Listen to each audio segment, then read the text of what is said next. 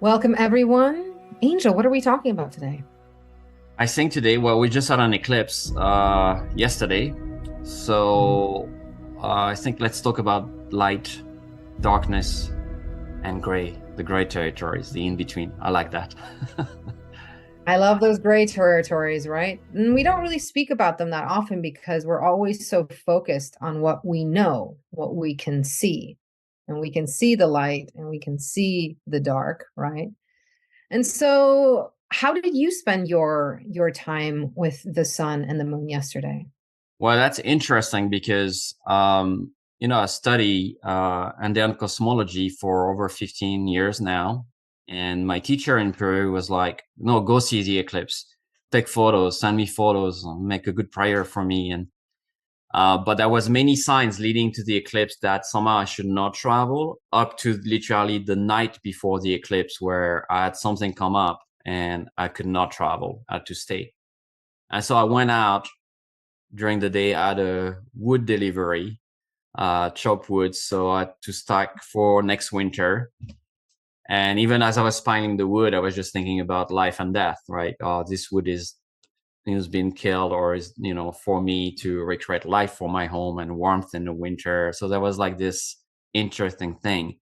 And then in the afternoon I started to see the light going down, Mhm. and I had bought my glasses, my special glasses, and I was feeling more and more into it. I look at my chicken, they went undercover, my bees went back in. There was this very daunting light in the forest, almost like the forest was a little bit wary. So it's like, what's happening? Kind of this humbling. There's this great power in the sky that's dimming, Mhm. that we take for granted, right? Because the sun is here right now and it's here every day, and we don't realize, what it means maybe if it's not there. And Mhm. literally at the moment it came, the message I got from the land is say, don't look at it.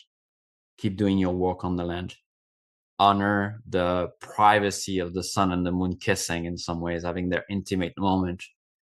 And so that's what I did. I keep piling wood until the light came back, and then I looked back at the sun. So there was not like black and white, dark and light. Mhm. I was in the gray area, literally looking at the gray forest. And it was me experiencing this duality from that vantage point. And you literally did the practice of chop wood, carry water, right? Whatever's happening, Yes. chop wood, carry water, right? That's the practice of living is living in that gray, not just living in the moments of exaltation or in the lows of everything, but even in them, chop wood, carry water. So that's amazing. Here in Hawaii, we didn't really experience it as much as Turtle Island did, not to the extremes. And I sat with my teacher a little bit yesterday, and they share this teaching. This is Grandmother Lanai-san Moonwalker of the Apache tradition, who is Yoeme by birth, and they said, we always talk about, the cycles of the moon and how eclipses of the moons are about revealing things in the dark. And they said, this eclipse, right, when it is a sun eclipse, it's about revealing the things right in front of you. Hmm. And that really stood out to me. And, it reveals, times of like whatever's weak.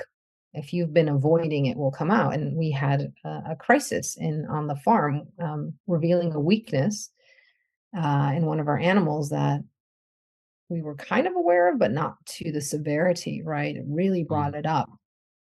And I sat with that all day. Well, not sitting because I was driving back and forth across the island, and really about what are the things, that are in our everyday in plain sight that we don't experience, that we don't notice. They're the gray areas, right? Hmm. Because we don't shine a light in them. We don't shine the darkness. We're like, yeah, yeah, yeah, they're there. And I think it's such an important teaching, right? Because, when I did a moon ceremony yesterday, and one of the things that we were talking about was grace, overflowing grace. And what I said is so many times we orient ourselves towards what we know. We define things. We define light and dark, and we orient ourselves to make sure that we're okay. And we do that, right? Who are you? So I know who I am, right? Who are you, angel dear? So I can figure out who I'm going to be with you and I'm safe, right? The light and the dark, right? I'm going to hide this from you. I'm going to share these things with you. But intimacy is about the grays, Mm, right? Allowing you, angel, to be you. I might not even, and I know I will never know you, but this doesn't mean I can't love you as a brother. mhm, No. And I think, as I sit more with the eclipse is, in these times where we are and where we're at is, we ask for things, yet we don't experience the bounty around us because it's all in the gray areas of our life, you know, mm. you know, yeah. Yeah, I felt that really deeply. We're always, even the spiritual practice can become this battle between dark and light all the time, right? A certain experience that we want to have of life, maybe Mhm. joy and constant, safety and feeling really good. And then there are the opposite, are the things that make us feel down and anxious and like we are shrinking and, we are not experiencing the full life. Uh, and very often we start battling there, where we start reacting, or we start naming it as something wrong. So we see those great cycles of nature between summer and winter, and the spring and the fall, and the day and the night, and here we have the sun and the moon. And so nature always constantly showing us that there is a necessity of balance, and those two forces are necessary, and not one is better than the others.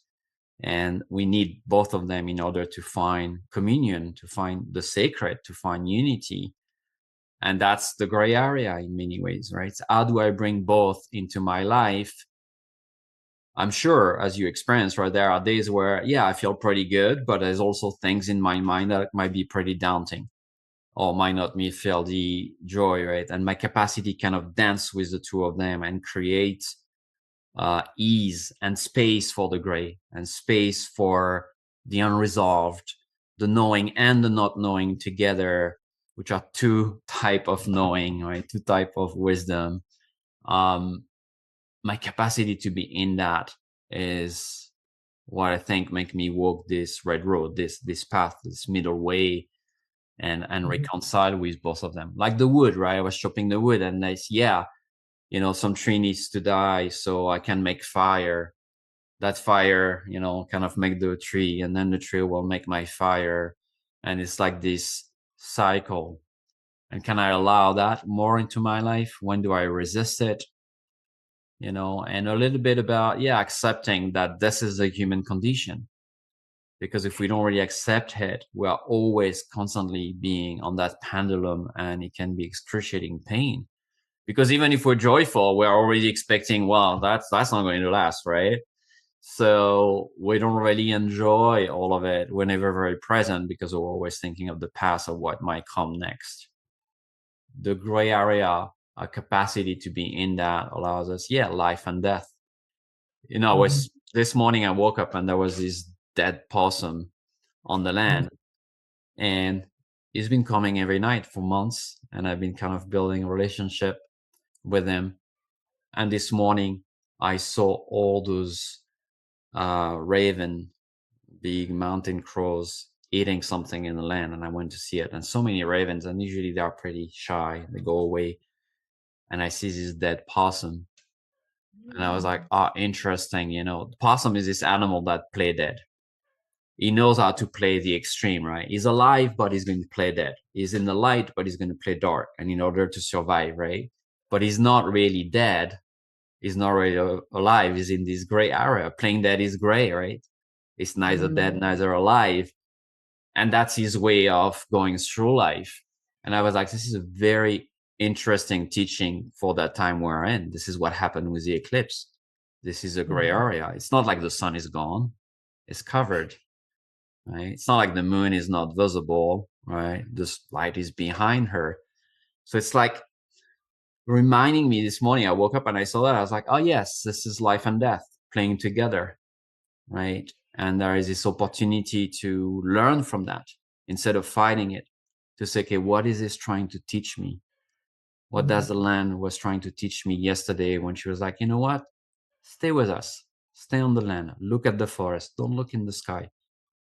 Observe how the trees, there was this energy that I can't really describe with that 60% dim light, something like that. That if I was focused with my glasses or taking photo of the sun, I would have missed the experience of my land. I would have missed what is happening right now here in front of my eyes, right? And we're always on our phone, right? And we miss the person in front of us, or we miss the land, or we miss what's really happening even inside of us in that moment, right? Because we're so out there. I think that was an interesting weaving that was happening for me, right? Yeah, again, and like I said, we didn't really experience it as much. And I think that's so important, right? No matter what tradition you come from, no matter, because we both come from a lot of different traditions, you and I. And it's what is the land experiencing now? I am part of the land is part of me. And one of my stories, and I'll tell it really quickly, that I love about solar eclipses was that the sun, told the moon one day that they wanted to experience life on Earth, right? Like, I want to see what's going on. I'm up here all the time. I see it, but I want to experience it. And so decided to come down, right? Hence the moon covering the sun. I got your back, right? And came down in the most humble way that could have access to a lot of things. And that was a black cat, right? The Catholic Church does not like this teachings because they killed a lot of cats back in the day, and was experiencing the world as a cat, right? Can come in and out. You look at them, you don't. And then the moon was like, hurry up, get up. I can't hold this position much longer. And so in the sun's rush to get up back to the heavens, left streaks of sunlight. And that's why we have torties, right? And I have two tortie cats. And I think what I love about that, other than, I'm the Jaguar in this Jaguar and deer conversation, the cat conversation is the conversation of even the sun wanting to gain a different perspective, right? Saying that this perspective is only one, right? I would like to experience a different one. And I think that's the gray area, again, of like not thinking that you're right or wrong, or that your way is the only way, right? That there's the binary of everything, right? It's really about everything in between is an opportunity to see things. I love you, like you said, in 60% light, 80%, 20%, all those gradations. And again, in the calendars that I come from, and the cosmologies that I come from, what I always love is that time in between, how the energies start mixing, right? It's a day and an energy doesn't just end at midnight, right? It's meets the next day. And as they're having a conversation, right? Something is happening at that time that never ever happens. And all of a sudden you have four energies combined, right? The potential four energies, four directions in that time and space as they are becoming, and they're learning from each other. And I think that's the other thing that I love about the gray. It's an opportunity of letting go, not needing to know, and just being. Yeah, and it's always shifting, right? Because gray has so many variations. Dark and light, it's just, kind of 0 and 1 in computer programming, where it's very clear. And, I was really interested, like the moon is moving, further away from the earth, since the beginning of time. And in fact, millions of years ago, our ancestors, or even before humans, that the moon was much closer to the earth, which means the solar eclipses were much darker because you could not see as much the crown of the sun.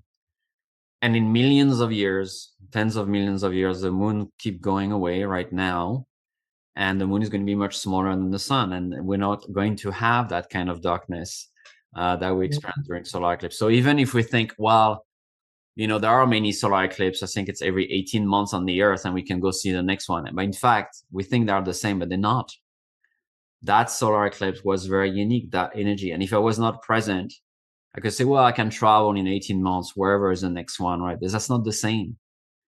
things have shifted already, right? There are even there's not a certainty about this is going to look like that. No, they are all different.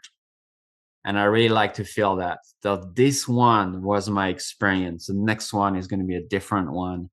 It's not like no certainty of repeating. No, there's never none of that. Every spring is different. Every fall is different. And even each of my moments of darkness, my experience maybe with the pain is not the same as the last time, even if it looks the same. But if I'm really paying attention, if I'm connecting to the land, which means my body too, I will see that there are variations, the subtlety of the gray areas. And I really, really like that. Yeah. To live in possibility and not in absolutes. Welcome to gray. Yeah. Thank you.